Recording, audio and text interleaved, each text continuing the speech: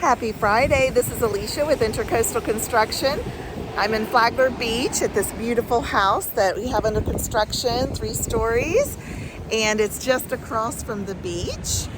Not sure how tall I am, if you can see up there. And now I'm going to attempt to walk down the dirt in my dress shoes so I can show you this house and the windows that I'm wanting to talk about today. We have these windows that are done fin instead of flange. And fin means that it sits on top of either the wood or the block.